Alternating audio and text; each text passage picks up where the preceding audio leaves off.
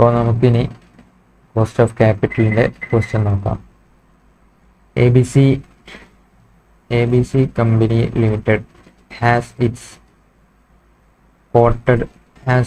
shares quoted in the market at ₹25 per share. At the current year, the company pays a dividend of ₹2 per share. ഇത് ഏത് dividend ആണ്? ഇത് D0 ആണോ അല്ലെങ്കിൽ D1 ആണോ? ഇത് ഏതാണ്? ഇത് D0 ആണ്. കാരണം കറണ്ട് ഇയർ ഡിവിഡൻ്റ് ആണ്.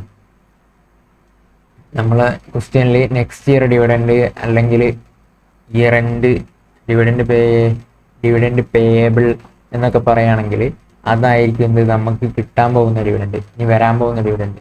ഇത് കറണ്ട് ഇയർ ഡിവിഡൻഡ് എന്ന് പറയുമ്പോൾ ഇത് ഓൾറെഡി കൊടുത്തു കഴിഞ്ഞ ഡിവിഡൻഡ് ആയിരിക്കും കറണ്ട് ഇയറിൽ ഉള്ള ഡിവിഡൻഡ് എന്ന് പറയുമ്പോൾ. അപ്പം ഇതല്ല നമുക്ക് റെലവൻ്റ് ആയിട്ടുള്ള ഏതാണ്? D1 ആണ് നമുക്ക് റെലവൻ്റ് ആയിട്ടുള്ളത്. ഈ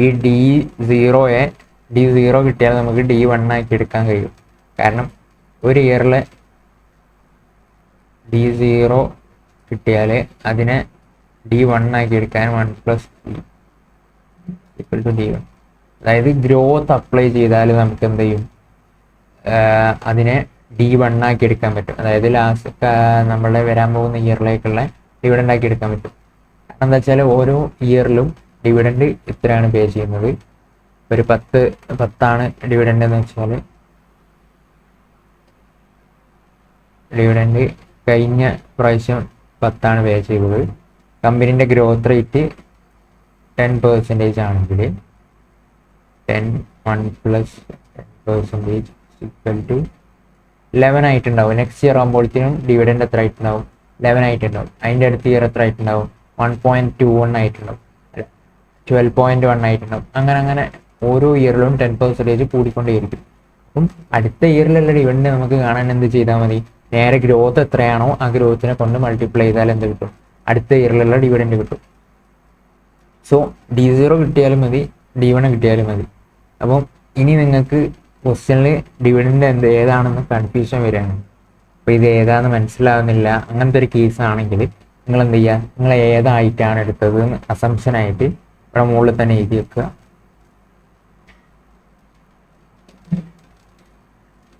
assumption dividend given taken as D0 ഇങ്ങനെ എഴുതി വെക്കുക. അല്ല, നിങ്ങൾ എന്താണോ എടുത്തത് അതനുസരിച്ച് എഴുതി വെക്കുക. അസംഷൻ എന്ന് പറഞ്ഞിട്ട്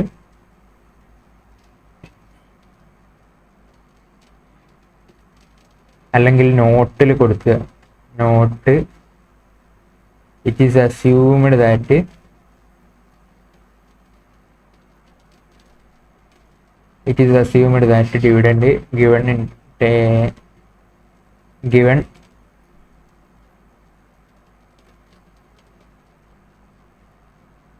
dividend given is D0. ഒന്നെങ്കിൽ നിങ്ങൾ ഇങ്ങനെ കൊടുക്കുക, അല്ലെങ്കിൽ രണ്ടാമത്തെ അസംഷൻ എഴുതിയിട്ട് ഇങ്ങനെ കൊടുക്കുക.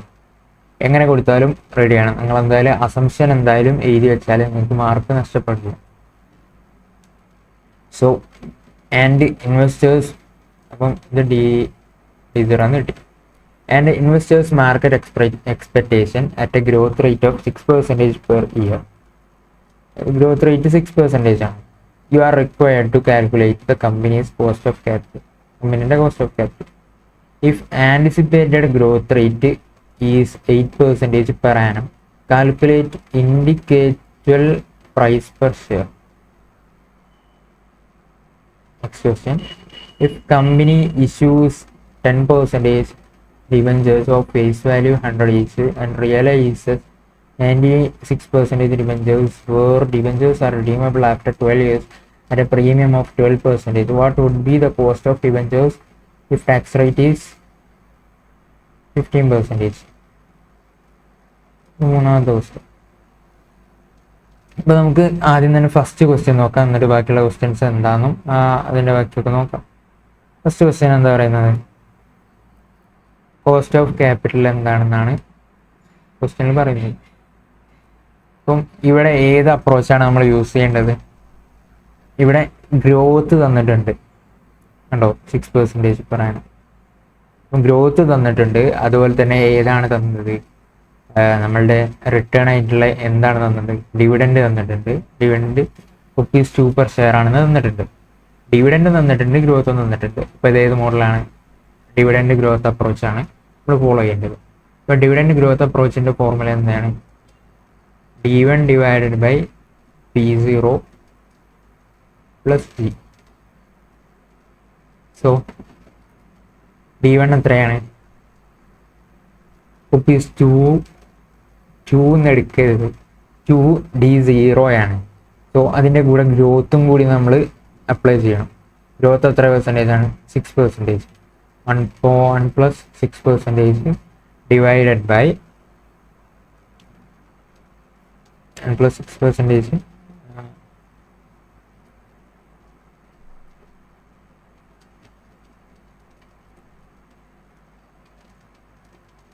0.06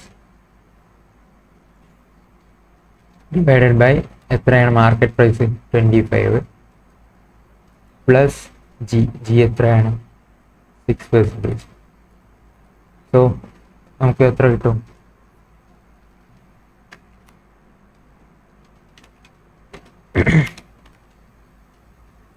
$2.12 divided by 25, 8.48% plus 6% is equal to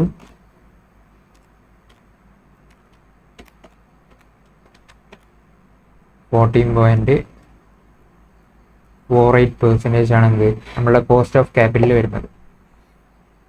അപ്പോൾ ഈ ഇക്വേഷൻ എങ്ങനെ വരുന്നതെന്നൊക്കെ നമ്മൾ കോൺസെപ്റ്റ്സ് പറഞ്ഞതാണ്. അപ്പം നിങ്ങൾക്ക് ഇപ്പം കുറച്ചുകൂടി മനസ്സിലായിട്ട് ക്ലിയർ ആയിട്ടുണ്ടാവും എന്ന് വിചാരിക്കും. അതായത് ഇങ്ങനെ ഡിവിഡൻ്റ് ആയിട്ട് തരും. ഡിവിഡൻ്റ് എത്രയാണ് പേ ചെയ്തത് കഴിഞ്ഞ ഇയറോ അല്ലെങ്കിൽ കറണ്ട് ഇയർ പേ ചെയ്ത ഡിവിഡൻ്റ് എത്രയാണ് തരും. അപ്പോൾ നമ്മൾ എന്ത് ചെയ്യണം, നമ്മൾ ഇയർ എൻഡിലേക്കുള്ള ഡിവിഡൻ്റാണ് നമുക്ക് എടുക്കേണ്ടത്. കാരണം അതാണ് നമുക്ക് ഇനി കിട്ടാൻ പോകുന്ന ഡിവിഡൻറ്റ്. സോ അതിന് നമ്മൾ എന്ത് ചെയ്യുക, ഗ്രോത്ത് അപ്ലൈ ചെയ്തിട്ട് D0 D1 ആക്കി മാറ്റുക. എന്നിട്ട് അതിനെ നമ്മൾ എന്ത് ചെയ്യുക, ഇക്വേഷനിലേക്ക് കൊടുക്കുക. ഇക്വേഷൻ എന്താണ്, D1 ഡിവൈഡഡ് ബൈ P0. അതെന്താണ് അങ്ങനെ ചെയ്യുന്നത് നമ്മൾ പറഞ്ഞതാണ്. കാരണം ഈ D1 ആണ് നമുക്ക് കിട്ടുന്ന റിട്ടേൺ ആയിട്ട് നമ്മൾ കൺസിഡർ ചെയ്യുന്നത്. അപ്പോൾ ആ റിട്ടേൺ കിട്ടുന്നതിന് നമ്മൾ ഇന്ന് ഇൻവെസ്റ്റ് ചെയ്യുന്ന എമൗണ്ട് എത്രയാണ്, അത് ഇന്നത്തെ മാർക്കറ്റ് പ്രൈസ് ആണ് നമ്മൾ ഇന്ന് ഇൻവെസ്റ്റ് ചെയ്യുന്ന എമൗണ്ട്. മറ്റേലൊക്കെ നമ്മൾ നെറ്റ് പ്രൊസീഡ്സ് അല്ലെങ്കിൽ ഇൻവെസ്റ്റ് ചെയ്യുന്ന എമൗണ്ട് ആണ് എന്ത് കൺസിഡർ ചെയ്യുന്നത്. ഇത് നമ്മൾ ആരെ പോയിന്റ് ഓഫ് വ്യൂ ആണ്, ഇത് ഓരോ ഇൻവെസ്റ്ററുടെയും പോയിന്റ് ഓഫ് വ്യൂവിൽ അയാൾ ഉദ്ദേശിക്കുന്ന റിട്ടേൺ ആണെന്ത് നമ്മളുടെ cost. Expectation of shareholder ആണെന്ത് നമ്മളുടെ cost of capital, cost of equity എന്ന് നമ്മൾ പഠിച്ചിട്ടുണ്ട്. സോ അയാളുടെ എക്സ്പെക്റ്റേഷൻ എത്രയാണെന്നുള്ളതാണ് നമ്മൾ നോക്കുന്നത്. സോ അയാൾ ഇപ്പം കറണ്ട് മാർക്കറ്റ് പ്രൈസ് ആണെന്ത് അയാൾക്ക് വരുന്ന കോസ്റ്റ്. മറ്റേത് നമുക്ക് മറ്റേ കേസിലൊക്കെ നമുക്ക് എന്താണ്, അത്രയും എമൗണ്ട് ഡിവെഞ്ചേഴ്സ് ഒക്കെ ആകുമ്പം നമുക്ക് എന്ത് ചെയ്യും, എമൗണ്ട് എത്രയാണോ കിട്ടുന്നത് അത് വെച്ചിട്ട് ഒരു ഫിക്സഡ് റേറ്റ് ഓഫ് റിട്ടേൺ ആണ് നമ്മൾ കൊടുക്കേണ്ടത്. അപ്പോൾ അത്ര ഫിക്സഡ് റേറ്റ് ഓഫ് എക്സ്പെക്റ്റേഷൻ മാത്രമാണ് അവർ വെക്കുന്നത്. ബട്ട് ഇവിടെ ഡിഫറെൻ്റ് ആണ്. ഓരോരുത്തരും ഓരോ ഡിഫറെൻറ്റ് അപ്രോച്ചസ് ഫോളോ ചെയ്യുന്നവരും അതുപോലെ തന്നെ ഓരോ ഡിഫറെൻറ്റ് മെൻറ്റാലിറ്റി ഉള്ള ആൾക്കാരുമാണ്. അപ്പോൾ അവരുടെ അപ്രോച്ചസ് ഡിഫറെൻ്റ് ആയിരിക്കും. സോ ഇവിടെ ഇൻവെസ്റ്ററുടെ മാർക്കറ്റ് പ്രൈസ് എടുക്കാൻ കാരണം ഇൻവെസ്റ്റർക്ക് ചിലവാകുന്നത് അത്രയാണ്, നമ്മളുടെ കമ്പനിക്ക് ബട്ട് അത്ര പിന്നെ കിട്ടൂല. നമ്മളെ സ്റ്റോക്ക് മാർക്കറ്റിനെ കുറിച്ചൊക്കെ അറിയുന്നവർക്കറിയാം. അപ്പം അതിൽ ഇൻവെസ്റ്റർക്ക് കറണ്ട് മാർക്കറ്റ് പ്രൈസ് എന്തായാലും പേ ചെയ്യേണ്ടി വരും. അപ്പോൾ അതിനെ കൊണ്ടാണ് നമ്മൾ കറണ്ട് മാർക്കറ്റ് പ്രൈസിനെ ഡിനോമിനേറ്ററിൽ കൊടുക്കുന്നത്. അതായത് ഇത്രയും ഫണ്ട് നമ്മൾ ഇൻവെസ്റ്റ് ചെയ്തതിന് ഇത്രയാണ് നമുക്ക് റിട്ടേൺ കിട്ടുന്നത്. ഇത് ഫണ്ട് ഇൻവെസ്റ്റഡ്, ഇത് റിട്ടേൺ എക്സ്പെക്റ്റഡ്, പിന്നെ ഇത് ഗ്രോത്ത് ഉണ്ടെങ്കിൽ അതിൻ്റെ ഗ്രോത്തും കൂടി. അത്രയേ ഉള്ളൂ ഈക്വേഷൻ വരുന്നത്. അപ്പോൾ ഇത് ക്ലിയർ ആയിട്ടുണ്ടാവുമെന്ന് വിചാരിക്കുന്നു. ഇനി നമുക്ക് നെക്സ്റ്റ് ക്വസ്റ്റ്യനിലേക്ക് നോക്കാം. ഇതൊരു ഇമ്പോർട്ടൻ്റ് ക്വസ്റ്റ്യൻ ആണ്.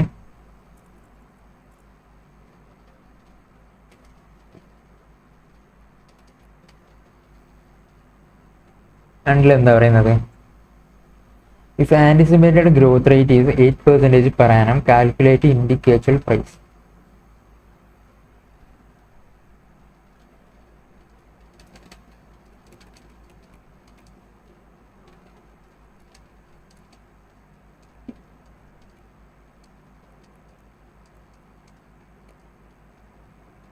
ഇതിൽ പറയുന്നത് എന്താണെന്ന് വെച്ചാൽ ഇപ്പം നമ്മളുടെ ഗ്രോത്ത് റേറ്റ് എത്രയാണ്?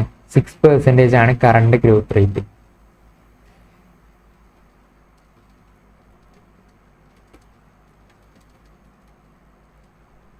സോ ദാറ്റ് ടൈം നമ്മളുടെ കമ്പനിയിൽ എത്ര ഉണ്ട്?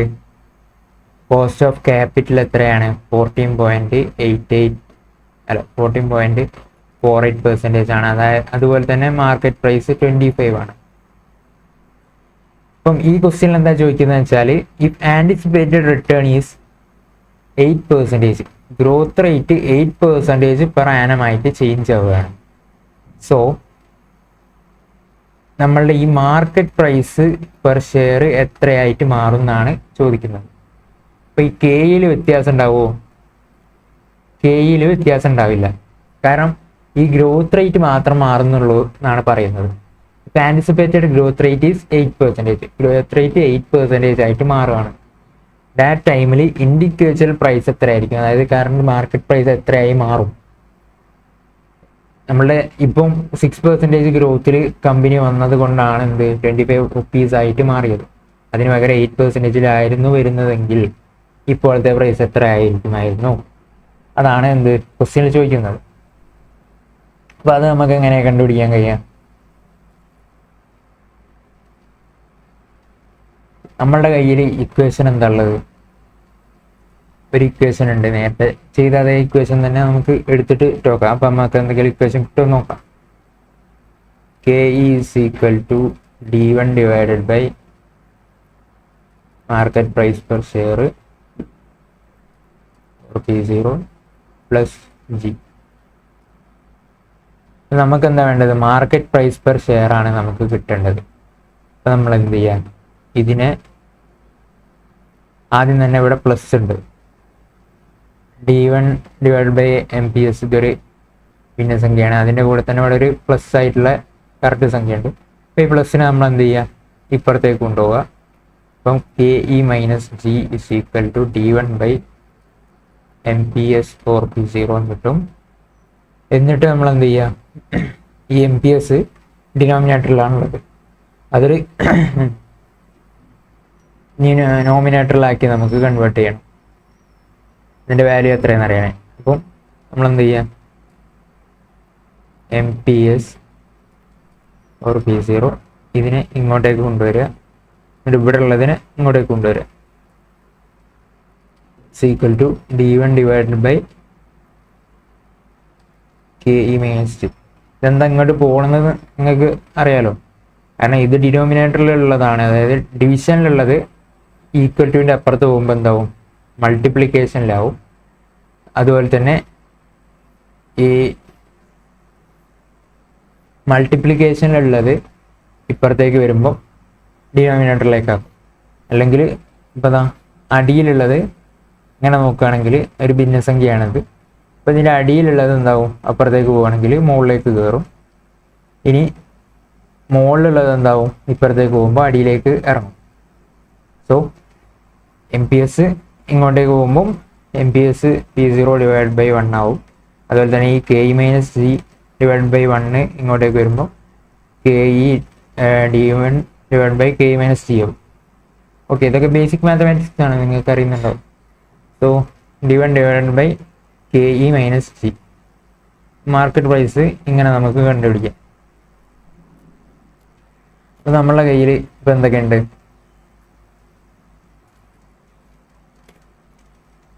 ആദ്യം തന്നെ ഡിവിഡൻഡ് ഉണ്ട്.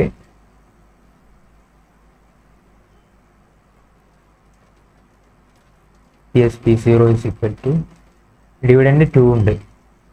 അതിനെ D1 ആക്കി മാറ്റണമെങ്കിൽ 0.06 1 പ്ലസ് 0.06 ആണോ എടുക്കേണ്ടത്? 0.08 ആണോ എടുക്കേണ്ടത്? ഗ്രോത്ത് റേറ്റ് ഏതാണോ അതാണ് നമ്മൾ എടുക്കേണ്ടത്. സോ ഇവിടെ ഗ്രോത്ത് റേറ്റ് എത്രയാണ്? 8% ആണെന്ന് പറയുന്നുണ്ട്. അപ്പം 0.08 ആണെന്ത് ഗ്രോത്ത് റേറ്റ് വരിക. ആൻഡ് കെ എത്രയാണ് 14.48% മൈനസ് ഗ്രോത്ത് റേറ്റ് എത്രയാണ് 8% ഇസ് ഈക്വൽ ടു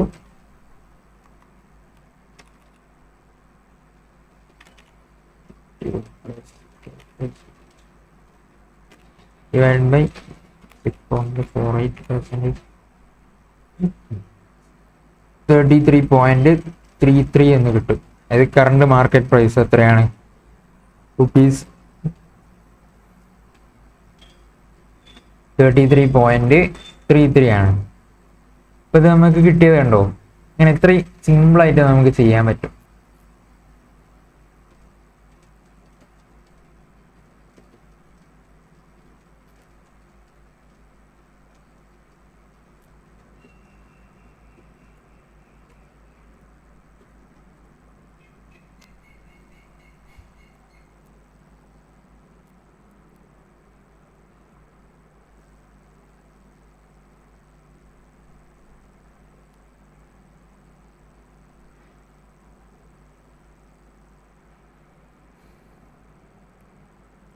അപ്പോൾ ആദ്യം തന്നെ നമ്മൾ ക്വസ്റ്റ്യൻ കണ്ടിട്ട് ഒരിക്കലും എന്താണിത് ഇത് മനസ്സിലാകുന്നില്ല എന്ന് വിചാരിച്ച് പേടിക്കരുത്. നമ്മളൊന്ന് ബ്രേക്ക് ഡൗൺ ചെയ്ത് നോക്കുക, എന്താണ് സംഭവം പറയുന്നത് എന്ന്.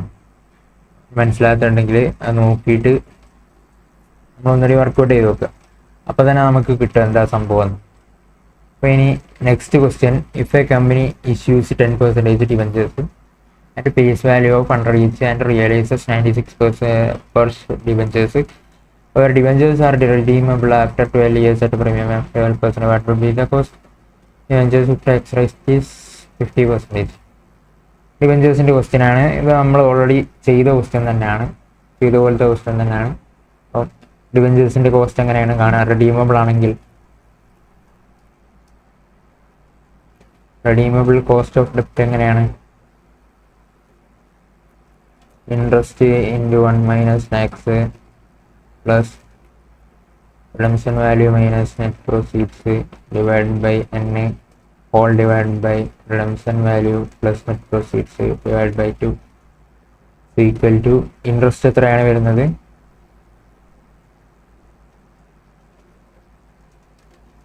10% ഡിപെൻഡൻസ് ആണ്.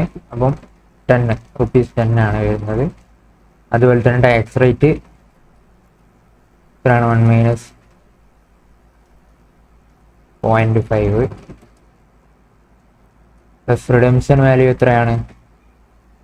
12% പ്രീമിയത്തിന് റിഡീം ചെയ്യണം എന്ന് പറയുന്നത് 112 മൈനസ് നെറ്റ് പ്രൊസീഡ്സ് എത്രയാണ്?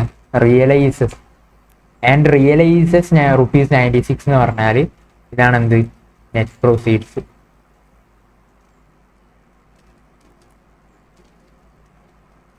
റിയലൈസസ് 96 എന്ന് പറഞ്ഞാൽ അതാണ് എന്ത്? നെറ്റ് പ്രൊസീഡ്സ് എന്നുള്ളതിനെ കൊണ്ട് ഉദ്ദേശിക്കുന്നത്. Divide by 12 years all divided by redemption value plus net proceeds average ചെയ്തു.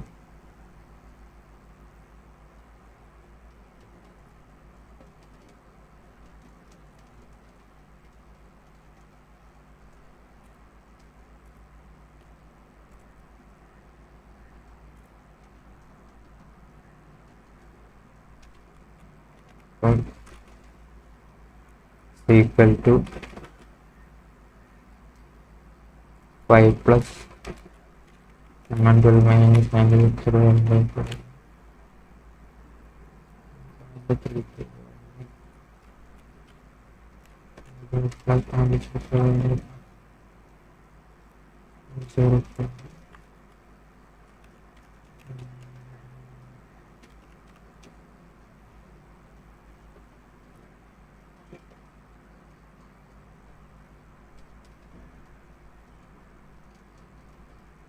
6.0865% വരും. അപ്പം 6.0865 എന്നാണ് എനിക്കിങ്ങനെ 1.33 മാത്രം എടുത്ത് കിട്ടിയത്. ശരിക്കും 1.33 3 എന്ന് പറഞ്ഞാൽ പോകും. അപ്പം +5/104 എടുത്താൽ ഉണ്ടോ 6.89 ആണ് വരുന്നത്, 897 ആണ് വരുന്നത്. അപ്പം നിങ്ങൾ 6ൻ്റെ കൂടുതൽ ഇവിടേക്ക് വരുന്നുണ്ടെങ്കിൽ നിങ്ങൾ നേരെ 2 ഫിഗറിലേക്ക് മാറ്റിയിട്ട് 6.09% ഒന്ന് എടുക്കുക. രണ്ടിലാണെങ്കിലും സെയിം ആയിരിക്കും. നിങ്ങൾ ഡിനോമിനേറ്ററിൽ അതുപോലെ തന്നെ റൗണ്ട് ഓഫിൻ്റെ ചില വ്യത്യാസങ്ങളുണ്ടാവും, അത് വലിയ വിഷയമല്ല. പക്ഷെ എന്നാലും നിങ്ങൾ ഇങ്ങനത്തെ അഡീഷൻസ് ഒക്കെ ചെയ്യുമ്പം പരമാവധി മൾട്ടിപ്പിൾസ് എടുക്കാൻ വേണ്ടി ശ്രദ്ധിക്കുക. എന്നിട്ട് ഒരു 2 റൗണ്ട് ചെയ്യുക, അല്ലെങ്കിൽ ഒരു 3 അല്ലാതെ അധികം റൗണ്ട് ചെയ്യരുത്. കുറേ ഒരു 4-5 ഡെസിമൽസ് ഒന്നും വെക്കരുത്. ആ ക്വസ്റ്റ്യനിൽ അങ്ങനെ പറയുന്നുണ്ടെങ്കിൽ വെക്കണം, ഇല്ലെങ്കിൽ അങ്ങനെ വെക്കേണ്ട ആവശ്യമില്ല.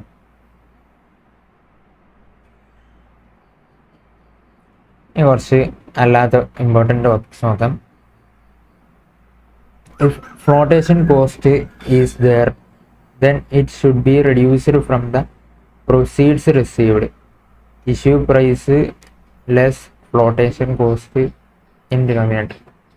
അതായത് issue price less issue cost, അതാണല്ലോ എന്ത് നെറ്റ് പ്രൊസീഡ്സ്. ഇഷ്യൂ പ്രൈസിൽ നിന്ന് ഇഷ്യൂവിന് വരുന്ന കോസ്റ്റ് കുറച്ചതാണ് എന്ത് നെറ്റ് പ്രൊസീഡ്സ്. നെറ്റായിട്ട് നമ്മളെ കയ്യിൽ നമുക്ക് കിട്ടുന്ന amount. In case in some questions market price is given, then market price to be taken as net proceeds in case of debentures and preference shares. അതായത് ഇപ്പം ചില കേസിൽ എന്ത് തരും, നമ്മളുടെ മാർക്കറ്റ് പ്രൈസ് തരും, അത് വെച്ചിട്ട്. അപ്പോൾ അങ്ങനത്തെ കേസിൽ എന്ത് ചെയ്യണം, സാധാരണ കേസിൽ ഈ ഡിബഞ്ചേഴ്സിനും അതുപോലെ തന്നെ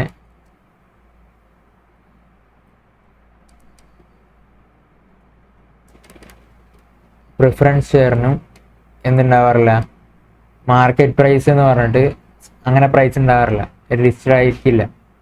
ബട്ട് ചില കേസിൽ എന്താവും, ലിസ്റ്റഡ് ഡിബഞ്ചേഴ്സ് ഒക്കെ ഉണ്ടാവും. അപ്പം അങ്ങനത്തെ കേസിൽ എന്തുണ്ടാവും, ഈ ഷെയർ എന്തായിരിക്കും, ഈ ഷെയർ എക്സ്ചേഞ്ച് ചെയ്യുന്ന സെല് ചെയ്യുന്നതും ബൈ ചെയ്യുന്നതും ഉണ്ടാവും. അങ്ങനത്തെ കേസിൽ എന്ത് കൺസിഡർ ചെയ്യണം, നമ്മൾ മാർക്കറ്റ് പ്രൈസ് കൺസിഡർ ചെയ്യണം. കാരണം എന്താണെന്ന് വെച്ചാൽ മാർക്കറ്റ് പ്രൈസ് ഞാൻ പറഞ്ഞു നമ്മളുടെ എന്താണ് കോസ്റ്റ് ഓഫ് ക്യാപിറ്റൽ എന്നുള്ളതിനെ കൊണ്ട് ഉദ്ദേശിക്കുന്നത് ഷെയർ ഹോൾഡറുടെ എക്സ്പെക്റ്റേഷൻ, അതായത് പ്രൊവൈഡർ ഓഫ് ക്യാപിറ്റൽ, ആരാണോ പൈസ തരുന്നത് അയാളുടെ എക്സ്പെക്റ്റേഷനെയാണ് എന്ത് കോസ്റ്റ് ഓഫ് ക്യാപിറ്റൽ എന്ന് പറയുന്നത്. ഇപ്പം നമ്മളിപ്പം ഈ ഡിബഞ്ചേഴ്സ് നെറ്റ് പ്രൊസീഡ്സ് എടുക്കാൻ കാരണം എന്താണെന്ന് വെച്ചാൽ നമുക്ക് കിട്ടുന്നത് നെറ്റായിട്ട് നമുക്ക് കിട്ടുന്നത് അത്രയും എമൗണ്ടാണ്. അതുപോലെ തന്നെ ഇൻവെസ്റ്ററുടെ പോയിന്റ് ഓഫ് വ്യൂ നോക്കുമ്പം അയാൾക്ക് നെറ്റായിട്ടല്ല അയാളുടെ കയ്യിൽ നിന്ന് ശരിക്കും ഫ്ലോട്ടേഷൻ കോസ്റ്റ് ആയിട്ട് കുറഞ്ഞിട്ട് കമ്പനിയിലേക്ക് വരുന്നത് എത്രയാണ്, ഇപ്പം 1000 റുപ്പീസാണ് എന്ത് ഇഷ്യൂ പ്രൈസ്. അതിൽ നിന്ന് ഫ്ലോട്ടേഷൻ കോസ്റ്റ് ഒരു 10 കുറച്ചാൽ 990 ആണ് എന്ത് കമ്പനിയിലേക്ക് വരുന്നത്, കമ്പനിക്ക് കിട്ടുന്ന എമൗണ്ട്. ഈ എമൗണ്ടാണ് എന്ത് നമ്മൾ ഡിനോമിനേറ്ററിൽ കൊടുക്കുന്നത്, ഈ എമൗണ്ടിന് വരുന്ന കോസ്റ്റ് എന്നുള്ള രീതിയിൽ. അപ്പം ഇത് നമ്മൾ ഒരു ഇൻവെസ്റ്റർ പോയിന്റ് ഓഫ് വ്യൂ നോക്കുകയാണെങ്കിലും അയാൾ എന്താണ് വിചാരിക്കുന്നത്, ഞാൻ 1000 ഇൻവെസ്റ്റ് ചെയ്തിട്ടുണ്ട്, ബട്ട് 10 റുപ്പീസ് ഫ്ലോട്ടേഷൻ കോസ്റ്റ് ആയിട്ട് നമുക്ക് അത് എക്സ്ചേഞ്ചിലേക്ക് പോയതാണ്, ഇനി ബാക്കി 990 ആണ് കമ്പനിയിലേക്ക് ഞാൻ ഇൻവെസ്റ്റ് ചെയ്തിട്ടുള്ളത്. അപ്പോൾ ആ 990യുടെ മുകളിലാണ് എന്ത് എനിക്ക് വരുന്ന റിട്ടേൺ എന്നാണ് അയാളും എക്സ്പെക്ട് ചെയ്യുന്നത്. ഇനി ഈ ഷെയർ ലിസ്റ്റഡ് ആണെങ്കിൽ ഈ ഷെയർ നമുക്കിപ്പം വിൽക്കുകയാണെങ്കിൽ അല്ലെങ്കിൽ പുതിയ ഒരാൾ ഈ ഷെയർ വാങ്ങുകയാണ്, മാർക്കറ്റ് പ്രൈസ് ഇപ്പം 1000ൻ്റെ ഡിബഞ്ചേഴ്സിന് 1000 ഉണ്ട് മാർക്കറ്റ് പ്രൈസ്. ഇപ്പം ഇയാൾ ഇന്ന് വാങ്ങാൻ നോക്കുകയാണെങ്കിൽ അയാൾക്ക് എത്രയാണ് കിട്ടുക, 1000 ആ ഷെയർ കിട്ടുക. അപ്പോൾ അയാളുടെ കോസ്റ്റ് എത്ര വരുന്നത്, 1100 ആണ് വരുന്നത്.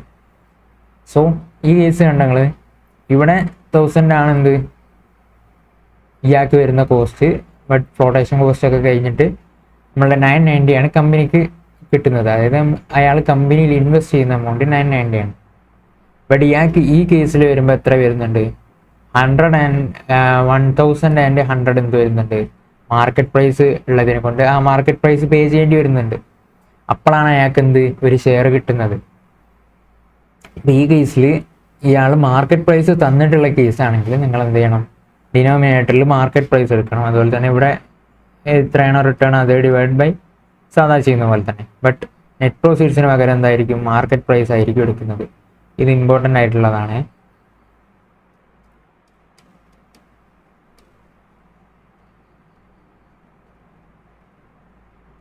ഇനി ഗ്രോത്ത് എങ്ങനെ ഫൈൻഡ് ചെയ്യാം എന്നുള്ളതാണ്. How to find growth rate. Growth rate എങ്ങനെ ഫൈൻഡ് ചെയ്യാം? ഗോർഡൻസ് മോഡൽ എന്ന് പറഞ്ഞിട്ട് മോഡലുണ്ട്. അതിൽ ഗ്രോത്ത് റേറ്റ് എങ്ങനെയാണെന്ന് വെച്ചാൽ G = B × R. G എന്ന് പറഞ്ഞാൽ ഗ്രോത്ത് റേറ്റ്, B എന്ന് പറഞ്ഞാൽ റിട്ടൻഷൻ റേഷ്യോ,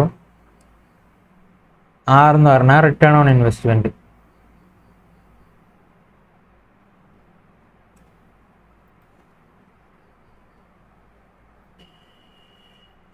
ഇതങ്ങനെ വർക്ക് ചെയ്യുന്നത് ഞാൻ എക്സാമ്പിൾ വെച്ചിട്ട് കാണിച്ചു തരാം.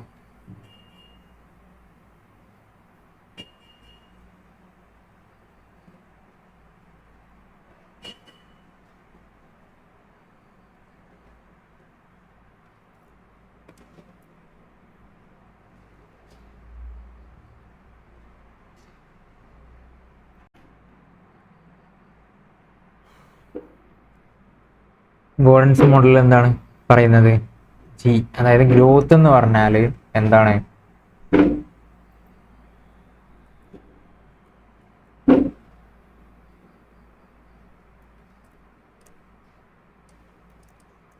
റിട്ടൻഷൻ റേഷ്യോയും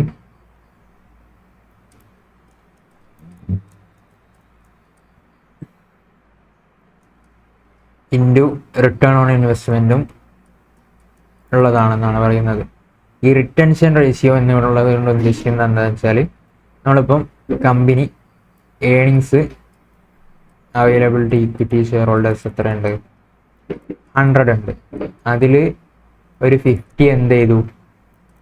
ഡിവിഡൻഡ് ഡിക്ലെയർ ചെയ്തു. അത് ഷെയർ ഹോൾഡേഴ്സിന് കൊടുത്തു. ഇനി ബാക്കിയുള്ള എമൗണ്ട് ഉണ്ടല്ലോ, ബാക്കിയുള്ള 50 എന്ത് ചെയ്തു? റീറ്റൈൻഡ് ഏണിങ്സ് ആയിട്ട് വെച്ചു. അതായത് അത് റീറ്റൈൻ ചെയ്തു.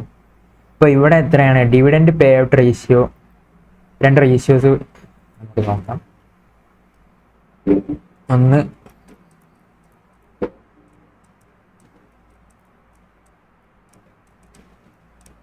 ഡിവിഡൻഡ് പേ ഔട്ട് റേഷ്യോ ഉണ്ട്. ഡിവിഡൻഡ് പേ ഔട്ട് റേഷ്യോ നോക്കുമ്പോൾ 50/100. 100 ഏണിങ്സ് ഉള്ളതിൽ 50 എന്തായിട്ട് ഡിക്ലെയർ ചെയ്തു? ഡിവിഡൻഡ് ആയിട്ട് ഡിക്ലെയർ ചെയ്തു. അപ്പോൾ നമുക്ക് 50% ആണ് എന്ത്? Dividend pay out ratio. അതുപോലെ തന്നെ ഇനി റിട്ടൻഷൻ റേഷ്യോ ഉണ്ട്. റിട്ടൻഷൻ റേഷ്യോ എത്രയാണ്? 1 - ഡിവിഡൻഡ് പേ ഔട്ട് റേഷ്യോ ആണ്. സോ 1 - 50% = 50%. ഇത് പെർസെൻറ്റേജ് ഇങ്ങനെ ശരിക്കും കാൽക്കുലേറ്ററിൽ ഇങ്ങനെ പോയി അടിക്കരുത്. അല്ല, ഇത് കാൽക്കുലേറ്ററിൽ ഇങ്ങനെ അടിക്കാം, ബട്ട് ശരിക്ക് നമ്മൾ എക്സാമിന് ഇങ്ങനെ എഴുതരുത്. കാരണം ഇത് ഇക്വേഷൻ തെറ്റാണ്. 1 - 50% എന്ന് പറഞ്ഞിട്ട് നമുക്ക് ചെയ്യാൻ കഴിയില്ല. ഈ കാൽക്കുലേറ്ററിൽ ഇങ്ങനെ 1 - 50% എന്നുള്ളത് നമുക്ക് ചെയ്യാം, ബട്ട് അതുപോലെയല്ല നമ്മളല്ലാതെ ചെയ്യുമ്പോൾ. ഇപ്പം ഇത് 2 ആണ്. 2 - 50% എന്ന് നമ്മൾ കാൽക്കുലേറ്ററിൽ അടിച്ചാൽ നമുക്ക് കിട്ടുക എത്രയാണ്? 1 ആണ് കിട്ടുക. അതായിരിക്കും നമ്മൾ ഉദ്ദേശിക്കുന്നത്. ബട്ട് ഇക്വേഷനിൽ നോക്കുമ്പം 50% എന്ന് പറഞ്ഞാൽ 0.5 ആണ്. 2 ന്ന് 0.5 പോയാൽ 1.5 ആണ്. അതാണ് ഇക്വേഷനിൽ വരിക. അപ്പോൾ അതിനെ എങ്ങനെയാണ് റെപ്രസെൻ്റ് ചെയ്യേണ്ടത്?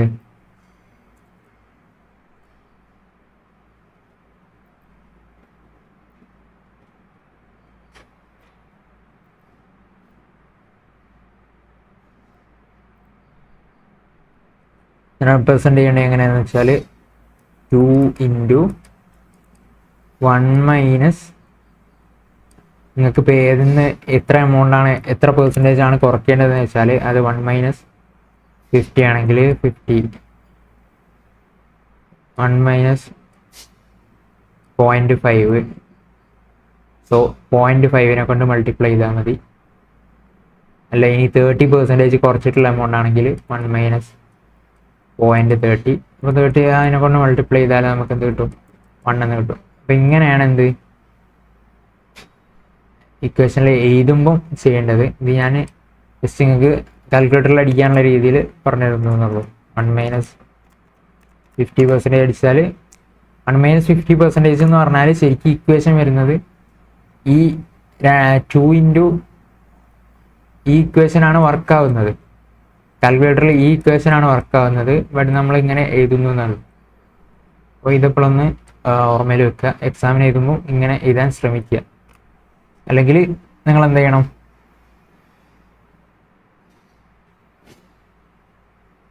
ഇതിപ്പോൾ 1-ന്ന് നമുക്ക് മൈനസ് ചെയ്യുന്നതിനെ കൊണ്ട് കുഴപ്പമില്ല. കാരണം 1-ഉം 50%-ഉം 100% ആണ് എന്ത് 1 എന്ന് പറയുന്നത്.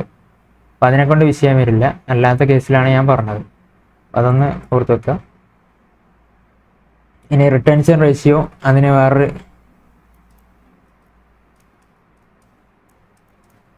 അല്ലെങ്കിൽ റിട്ടൻഷൻ റേഷ്യോനെ നമുക്ക് എന്താ പറയാം? Retained earnings divided by total earnings. Total earnings എത്ര ഉണ്ട്, അതിന് എത്രയാണ് റിട്ടേൺ ചെയ്തത്, അതിൻ്റെ റേഷ്യോ ആണ് എന്ത്? Retention ratio. അപ്പോൾ ഈ റിട്ടൻഷൻ റേഷ്യോയും ഇതും നമ്മൾ എന്തിനാണ് നോക്കുന്നത്? ഒരു കമ്പനി എങ്ങനെയാണ് ഗ്രോ ചെയ്യുന്നത്? ഇപ്പം ഞാനൊരു കമ്പനി തുടങ്ങി.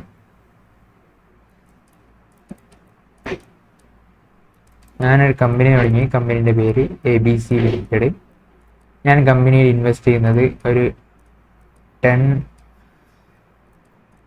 ലാക്ക് ഇൻവെസ്റ്റ് ചെയ്തു. ഈ ഇൻവെസ്റ്റ് ചെയ്തതിൽ എനിക്ക് എത്ര കിട്ടി? ഒരു 1 ലാക്കാണ് എന്ത് റിട്ടേൺ ഓൺ ഇൻവെസ്റ്റ്മെൻറ്റ്. ഈ കമ്പനിയിലെ റിട്ടേൺ ഓൺ ഇൻവെസ്റ്റ്മെൻറ്റ് എന്ന് പറയുന്നത്, അതായത് നമ്മളൊരു രൂപ ഇട്ടാൽ എത്ര രൂപ കിട്ടും, അതാണ് ഈ റിട്ടേൺ ഓൺ ഇൻവെസ്റ്റ്മെൻറ്റ്. നമുക്ക് എത്ര റിട്ടേൺ ആ കമ്പനിയിൽ നിന്ന് എക്സ്പെക്റ്റ് ചെയ്യാൻ എത്ര റിട്ടേൺ കിട്ടുന്നുണ്ട് എന്നുള്ളതാണ് റിട്ടേൺ ഓൺ ഇൻവെസ്റ്റ്മെൻറ്റ്. ഇത് ഓരോ കമ്പനീസിലും വ്യത്യാസം ഉണ്ടാവും. അപ്പോൾ ഈ റിട്ടേൺ ഓൺ ഇൻവെസ്റ്റ്മെൻറ്റ് ഇപ്പോൾ ഒരു എത്രയാണ് നോക്കുക? ഒരു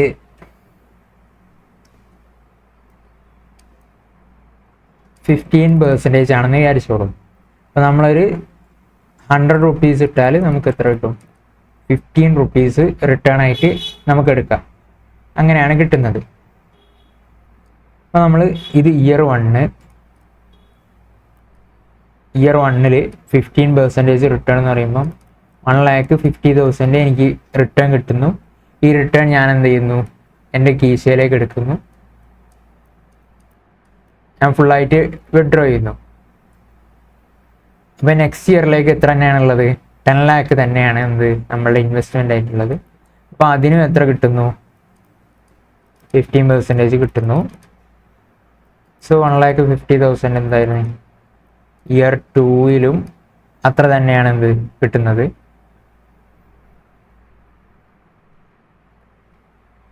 അപ്പോൾ ഓരോ ഇയറിലും നമുക്ക് എത്ര കിട്ടുന്നു? 15% റിട്ടേൺ കിട്ടുന്നു. അങ്ങനെ എല്ലാ ഇയറും 1,50,000 തന്നെയാണ് എന്ത് റിട്ടേൺ കിട്ടുന്നത്. എന്തെങ്കിലും ഗ്രോത്ത് ഉണ്ടോ? ഇല്ല. ഇനി നേരെ മറിച്ച് ഞാൻ എന്ത് ചെയ്തു? ഒരു ഇയർ ഒരു 1,50,000 എടുക്കുന്നതിന് പകരം വെറും 15,000 മാത്രം എടുത്തു. 50,000 മാത്രം എടുത്തു. 50,000 മാത്രം എടുത്തു. ബാക്കി 1 ലാക്ക് ഇവിടേക്ക് റീഇൻവെസ്റ്റ് ചെയ്തു. അപ്പം ടോട്ടൽ ഇൻവെസ്റ്റ്മെൻറ്റ് എത്രയായി? ഈ 1,50,000 നമ്മൾ ഓൾറെഡി എടുത്തതാണ്. ഈ 1,50,000 ഒരു 50,000 നമ്മൾ എടുത്തു. ബാക്കി 1 ലാക്ക് ബിസിനസ്സിലേക്ക് തന്നെ തിരിച്ചിട്ടു. സോ 11 lakh ആയി എന്ത് നമ്മളുടെ ഇൻവെസ്റ്റ്മെന്റ്. ഈ ഇൻവെസ്റ്റ്മെന്റിന് എത്രയാണ് റിട്ടേൺ കിട്ടുന്നത്? 15% റിട്ടേൺ കിട്ടും. സോ 11 lakh ഇൻറ്റു 15%, 1,65,000 എന്ത് കിട്ടി? റിട്ടേൺ കിട്ടി. റിട്ടേൺ 1,65,000 ആയി. അപ്പം അത് കണ്ടോ നിങ്ങൾ? ആദ്യം നമ്മൾ എന്ത് ചെയ്തിട്ടില്ല? റീഇൻവെസ്റ്റ് ചെയ്തിട്ടില്ല. അപ്പോൾ ആ കേസിൽ എന്തായി? നമുക്ക് ഗ്രോത്ത് ഒന്നും ഉണ്ടായിരുന്നില്ല. എത്രയാണോ റിട്ടേൺ കിട്ടിക്കൊണ്ടിരുന്നത് അതേ റിട്ടേൺ തന്നെ ആയിരുന്നു കമ്പനിയിൽ കിട്ടിക്കൊണ്ടിരുന്നത്. എന്നാൽ ഇനി നമ്മൾ റീഇൻവെസ്റ്റ് ചെയ്തപ്പോൾ എന്തായി? ഓട്ടോമാറ്റിക്കലി എന്തായി? റിട്ടേൺ ഓൺ ഇൻവെസ്റ്റ്മെന്റ് എത്ര എമൗണ്ടിന്റെ മുകളിൽ കൂടി, അപ്പം തന്നെ നമ്മളുടെ റിട്ടേൺ കൂടി, കമ്പനി ഗ്രോ ചെയ്യാൻ തുടങ്ങി.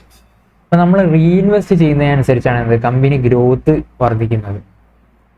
അപ്പോൾ ഇതിനെ കൊണ്ടാണ് എന്ത് നമ്മൾ പല കമ്പനീസും ഡിവിഡൻഡ് ഡിക്ലെയർ ചെയ്യാത്ത, കുറേ കമ്പനീസിൻ്റെ ഡിവിഡൻഡ് ഡിക്ലെയർ ചെയ്യാത്തത്. ഇപ്പം ഞാൻ ഫസ്റ്റ് ക്ലാസ്സിലോ സെക്കൻഡ് ക്ലാസ്സിലോ നമ്മൾ പറഞ്ഞിട്ടുണ്ട്, മൈക്രോസോഫ്റ്റ് ഡിവിഡൻഡ് ഡിക്ലെയർ ചെയ്തപ്പം Microsoft first time dividend declare ചെയ്തപ്പം 20% എന്തായി? അതിൻ്റെ ഷെയർ പ്രൈസ് കുറഞ്ഞു. എന്നിട്ട് കാരണം എന്താണെന്ന് ഇപ്പോൾ മനസ്സിലായി നിങ്ങൾക്ക്? കാരണം മൈക്രോസോഫ്റ്റ് ഫ്യൂച്ചറിസ്റ്റിക് ആണെന്ന് ആണ് ആൾക്കാരുടെ മൈൻഡ് സെറ്റ്. അതായത് ഫ്യൂച്ചറിലേക്ക് മൈക്രോസോഫ്റ്റ് റീഇൻവെസ്റ്റ് ചെയ്യണ എമൗണ്ട്, എന്നിട്ട് അതിൽ ഏണിങ്സ് നല്ല ഗ്രോത്ത് വരുത്തണം എന്നുള്ളതായിരുന്നു എന്ത് ആൾക്കാരുടെ മൈൻഡ് സെറ്റ്. അപ്പോൾ ആ മൈൻഡ് സെറ്റ് നിന്ന് മാറി നമ്മളെ മൈക്രോസോഫ്റ്റ് ഡിവിഡൻഡ് ഡിക്ലെയർ ചെയ്യാന്ന് പറയുമ്പം ആൾക്കാർക്ക് ഡിവിഡൻഡ് ഡിസ്ട്രിബ്യൂട്ട് ചെയ്യണേ, അപ്പോൾ ഇനി ഗ്രോ ചെയ്യേണ്ട ആവശ്യമില്ല എന്നുള്ളൊരു രീതിയിലേക്കാണെന്നാണ് എന്ത് ആൾക്കാരുടെ മെൻറ്റാലിറ്റി പോയത്. മൈക്രോസോഫ്റ്റിനെ ഇനി ഗ്രോ ചെയ്യേണ്ട എന്നുള്ള ഇതായിരിക്കും മൈക്രോസോഫ്റ്റ് ഉദ്ദേശിക്കുന്നതെന്ന് ആൾക്കാർ ചിന്തിക്കാൻ തുടങ്ങി. അപ്പോൾ ആ കേസിലാണ് എന്ത് 20% കുറയാൻ തുടങ്ങിയത്, സെല്ലിങ് കൂടി. കാരണം ഇനി മൈക്രോസോഫ്റ്റ് ഗ്രോ ചെയ്യത്തൊന്നുമില്ല. അപ്പോൾ അതിനെ കൊണ്ട് നമുക്കിനി ഈ ഷെയർ വേണ്ട, ഇനി പുതിയ വേറെ ഷെയർ നോക്കാം എന്നുള്ള രീതിയിൽ മൈക്രോസോഫ്റ്റിൻ്റെ ഷെയർ വിൽക്കാൻ തുടങ്ങിയതാണ്. അപ്പം ഡിവിഡൻഡ് ഡിക്ലെയർ ചെയ്യുന്നത് പല കമ്പനീസിനും, ഗ്രോത്ത് കമ്പനീസിനും ഡിവിഡൻഡ് ഡിക്ലെയർ ചെയ്യുന്നത് അത്ര നല്ലതല്ല. കാരണം ഡിവിഡൻഡ് എന്ന് പറഞ്ഞാൽ നമ്മൾ ഷെയർ പ്രോഫിറ്റ് പുറത്തേക്ക് കൊണ്ടുപോവാണ്, അതായത് ഷെയർ ഹോൾഡർക്ക് കൊടുക്കുകയാണ്. എന്നാൽ അതേ പ്രോഫിറ്റ് തന്നെ നമ്മൾ ബിസിനസ്സിലേക്ക് ഇട്ടാൽ നമ്മുടെ കമ്പനി കുറച്ചുകൂടി ഗ്രോ ചെയ്യും. അപ്പോൾ ഈ ഗ്രോ ചെയ്യുന്നതിലൂടെ നമ്മളുടെ കമ്പനിയുടെ മാർക്കറ്റ് പ്രൈസ് ഇങ്ങനെ കൂടും. അപ്പോൾ ഈ മാർക്കറ്റ് പ്രൈസ് കൂടുകയാണ് എന്ത് ആൾക്കാരുടെ ഒബ്ജക്റ്റീവ്. നമ്മൾ ആദ്യം തന്നെ പറഞ്ഞതാണ് wealth maximisation is the primary objective. Wealth maximisation ആണ് എന്ത് FM കൂടുതൽ ഇമ്പോർട്ടൻസ്. വെൽത്ത് മാക്സിമൈസേഷൻ എന്ന് പറഞ്ഞാൽ നമ്മളുടെ പ്രൈസ്, നമ്മളുടെ കയ്യിലുള്ള വാല്യൂ കൂടണം. അപ്പോൾ നമ്മുടെ കയ്യിലുള്ള വാല്യൂ കൂടുന്നതാണ് എന്ത് നമ്മുടെ കയ്യിലുള്ള പ്രോഫിറ്റ്. നമുക്ക് കിട്ടുന്ന പ്രോഫിറ്റിനേക്കാളും കുറച്ചുകൂടി വാല്യൂബിൾ എന്നാണ് FM പറയുന്നത്. അപ്പോൾ അങ്ങനെ ചിന്തിക്കുന്ന ആൾക്കാരെ സംബന്ധിച്ചിടത്തോളം ഡിവിഡൻഡ് ഡിക്ലെയർ ചെയ്ത് പോകുക എന്ന് പറയുമ്പോൾ എന്താണ്, അതൊരു ഗ്രോത്തിന് ഉണ്ടാവില്ല എന്നുള്ളൊരു രീതിയിലേക്ക് അവരുടെ ചിന്ത മാറി. അപ്പോൾ അതിനെ കൊണ്ടാണ് അന്ന് ഷെയറിൻ്റെ പ്രൈസ് അത്രയും കുറഞ്ഞത്. ഓക്കെ, അപ്പം ഇവിടെ നമ്മൾ ഈ എക്സാമ്പിളിൽ നമുക്ക് ഈ ഗ്രോത്ത് റേറ്റ് വെച്ചിട്ട് നമുക്ക് ഗ്രോത്ത് റേറ്റ് കണ്ടുപിടിക്കാൻ കഴിയുന്നുണ്ടോ എന്ന് നോക്കാം. ഇവിടെ ഇപ്പോൾ ഗ്രോത്ത് എത്രയാണ്? 1,65,000 ആണ് നമ്മളുടെ ഏണിങ്സ് വന്നത്. ഓൾറെഡി 1,50,000 ആയിരുന്നു ഏണിങ്സ് ഉള്ളത്. നമ്മളുടെ ഗ്രോത്ത് എത്രയാണെന്ന് നോക്കാം.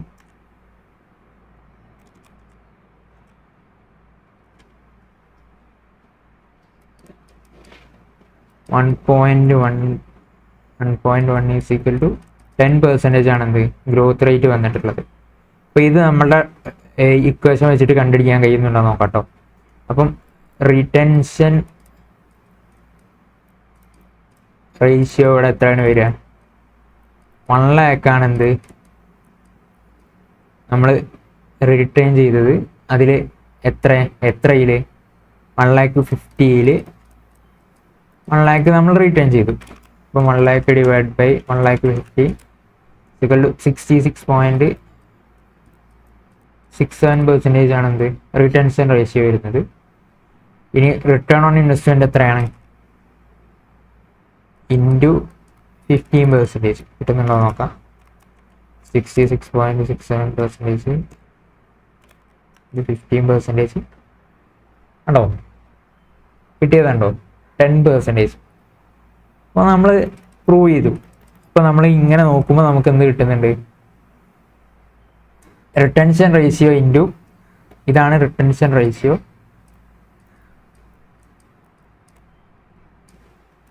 ഇതാണ് എന്ത് റിട്ടേൺ ഓൺ ഇൻവെസ്റ്റ്മെന്റ്.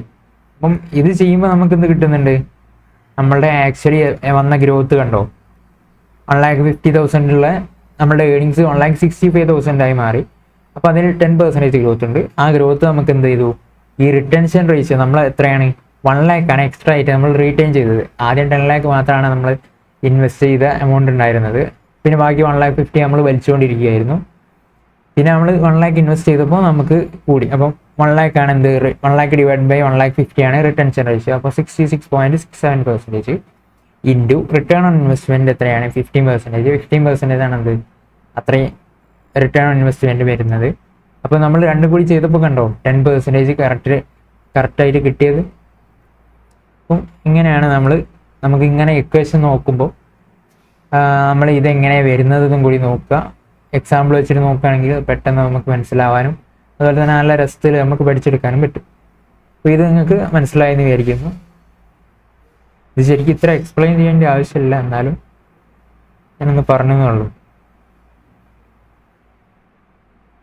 ഇനി how this equation will be suitable, how a company grows. For a company there should be profit to be retained.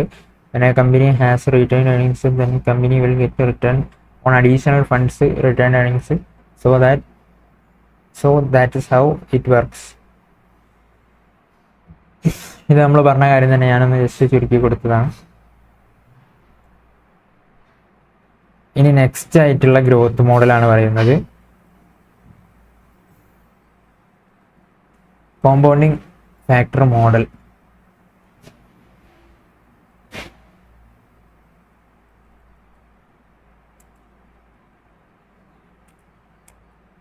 ഇത് നമ്മളുടെ ഗ്രോത്ത് കണ്ടുപിടിക്കാനുള്ള വേറൊരു മെത്തേഡാണ്. This is based on current and past dividend. Current ഡിവിഡൻഡിനെയും past ഡിവിഡൻഡിനെയും base ചെയ്തിട്ടാണ് എന്ത്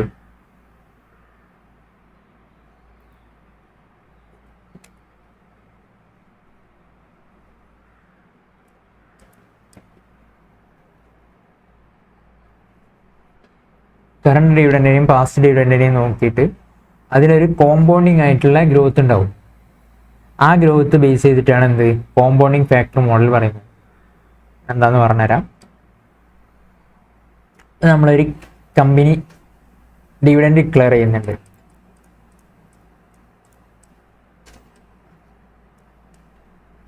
year 1, year 2, year 3, year 4 years ആണെന്ന് വിചാരിച്ചോളൂ. അപ്പോൾ ഇവിടെ ആദ്യം തന്നെ കമ്പനി 10 rupees ആണ് ഡിവിഡൻഡ് ഡിക്ലെയർ ചെയ്തത്. സെക്കൻഡ് ഇയർ 11 ആണ്. തേർഡ് ഇയർ 12.1 ഡിക്ലെയർ ചെയ്തു.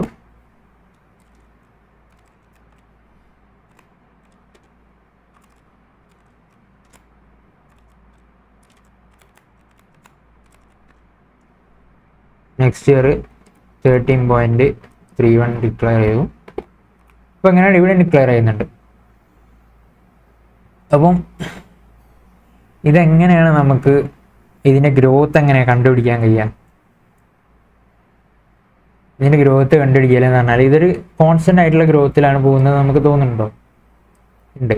കാരണം ഇതൊരു കോമ്പൗണ്ടർ ആയിട്ടുള്ള ഗ്രോത്ത് റേറ്റിലാണ് പോകുന്നത്.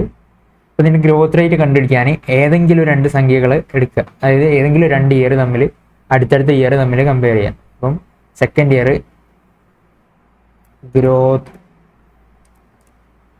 Growth rate is equal to second year dividend divide by first year dividend. First year dividend എത്രയാണ്? അല്ല, സെക്കൻഡ് ഇയർ ഡിവിഡൻഡ് എത്രയാണ്? 11 by first year dividend 10 is equal to 10% ആണ് എന്ത് നമ്മളുടെ ഗ്രോത്ത് റേറ്റ് വരുന്നത്. ഇനി നെക്സ്റ്റ് അടുത്ത ഇയർ വെച്ചിട്ട് നോക്കാം. 3/4 വെച്ചിട്ട് നോക്കുക.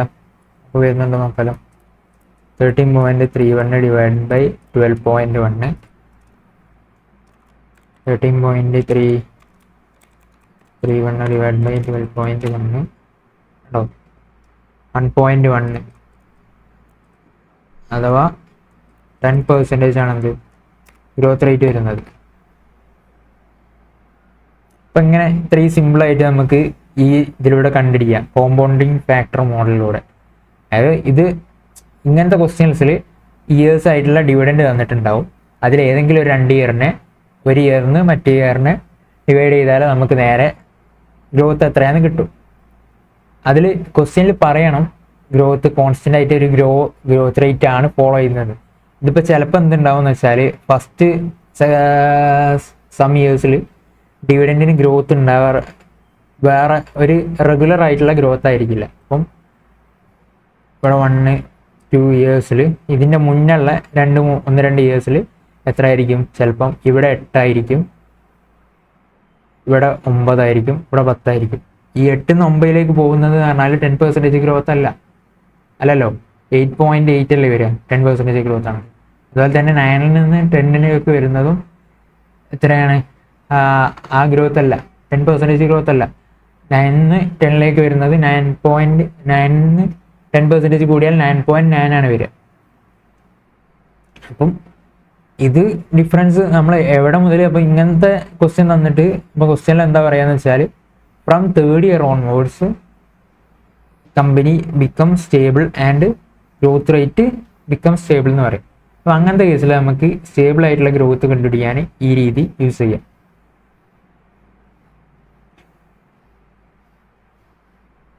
അപ്പോൾ ഇതിന് ഇക്വേഷന് ഒക്കെ ഉണ്ട്.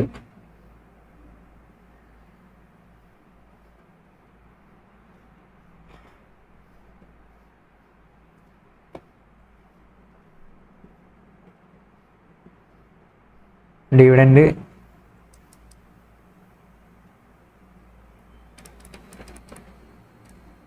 at present is equal to d into 1 plus t raised to n. ഈ ഡിവിഡൻഡ് എന്ന് പറഞ്ഞാൽ ഏത് ഇയർത്തെ ഡിവിഡൻഡ് ആണോ, ഇപ്പം നമ്മളെ ഈ കേസ് കണ്ടോ നിങ്ങളെ,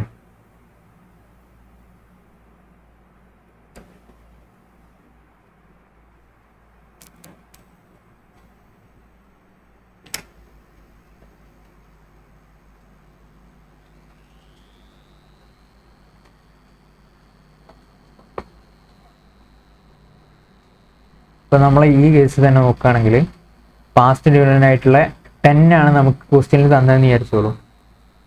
10 തന്നു.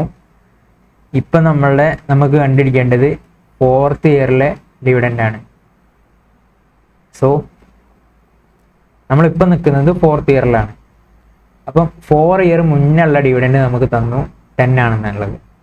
അപ്പം ഇനി അതിൻ്റെ കൂടെ 1 plus g raised to n, അതായത് 1 plus g raised to 4 is equal to എത്രയാണ്? അറ്റ് പ്രസൻറ്റ് ഡിവിഡൻഡ് എത്രയാണെന്നുണ്ട്, അത് 13.31 ആണ്. അപ്പം ഇങ്ങനത്തെ കേസിൽ നമുക്ക് എങ്ങനെ കണ്ടുപിടിക്കാൻ കഴിയുക? അപ്പോൾ നമ്മളതിന് 1 plus g raised to 4 is equal to ഈ 10നെ എങ്ങോട്ടേക്ക് കൊണ്ടുവരിക? 13.31 divided by 10. 13.31 divided by 10 is equal to 1.331 എന്ന് കിട്ടും. 1.331 ആണെന്ത്? 1 plus g raised to 4. ഇനി ഇതിനെ ഒരു പ്രാവശ്യം എന്ത് ചെയ്യാം? റൂട്ട് കൊടുക്കുക, ഒരു പ്രാവശ്യം കൂടി റൂട്ട് കൊടുക്കുക.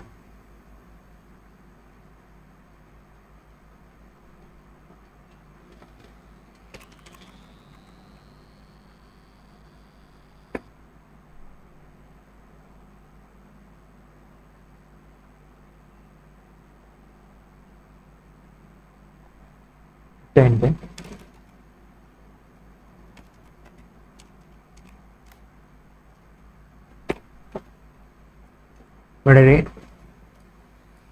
9.09 ആണ് എന്ത് first year dividend, second, third, fourth, അങ്ങനെ.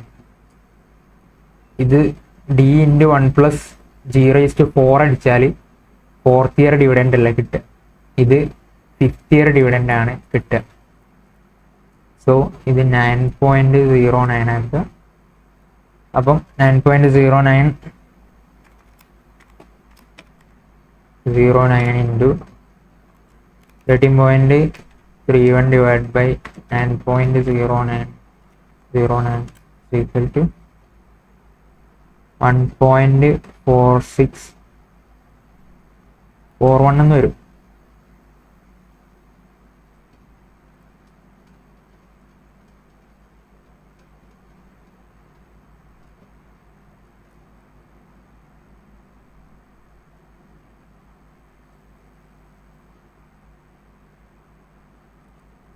ഈക്വൽ ടു, ഇനി 2 പ്രാവശ്യം റൂട്ട് അടിക്കുക, ഉണ്ടോ വരുന്നത് 1.1 എന്ന് വരുന്നുണ്ട്.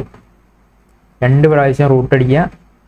അപ്പം 2 പ്രാവശ്യം റൂട്ട് നോക്കിയാൽ, ഒരു പ്രാവശ്യം റൂട്ട് നോക്കിയാൽ √2 ആണ് വരിക, 2ൻ്റെ റൂട്ട്. ഒന്നും കൂടി റൂട്ട് നോക്കിയാൽ √4 ആണ് വരിക. ഒന്നും കൂടി റൂട്ട് നോക്കിയാൽ √8 ആണ് വരിക. അങ്ങനെയാണ് പോകുന്നത്. ഓക്കെ, ഇതിൻ്റെ മൾട്ടിപ്ലൈ ചെയ്ത് 2ൻ്റെ മൾട്ടിപ്പിൾസ് ആയിട്ടാണ് എന്ത് റൂട്ടിൻ്റെ കീ പോകുന്നത്. സോ അതൊന്ന് ആലോചിച്ച് വെക്കുക.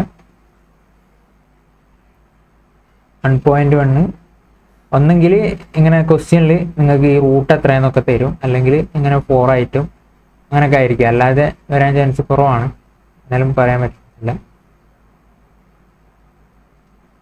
1.1 = 10% ആണത് ഗ്രോത്ത് റേറ്റ് വരുന്നത്. അപ്പോൾ നിങ്ങൾക്ക് 2 ഇയർ അടുത്തടുത്ത ഇയർ ഉണ്ടെങ്കിൽ ജസ്റ്റ് ഇങ്ങനെ ഡിവൈഡ് ചെയ്തിട്ട് കണ്ടുപിടിക്കാം, അല്ലെങ്കിൽ ഇങ്ങനെ ഗ്രോത്ത് അപ്ലൈ ചെയ്തിട്ടുള്ള എത്ര ഇയേഴ്സ് ആണ് D1